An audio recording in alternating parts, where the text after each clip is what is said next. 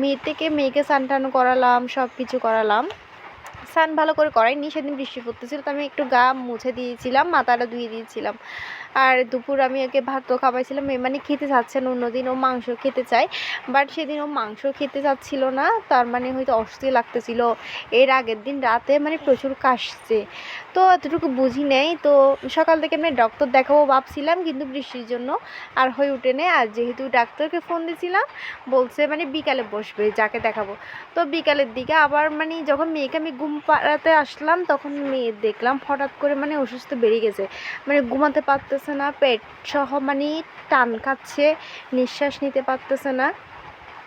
তো এখন আমি তো পুরো ভয় পেয়ে গেছি, আমি একটু তেল মাসাজ করে দিয়েছিলাম, তারপরে কাজ হয়নি। তো আমি বিকাল আবার ডক্টরের কাছে ফোন করে আবার চলে গেছিলাম। তো ডক্টর এখানে বসে থাকছিলাম, টিকিট নিয়েছিলাম। তারপর ডক্টর আসছে প্রায় 5:30টার দিকে। আমি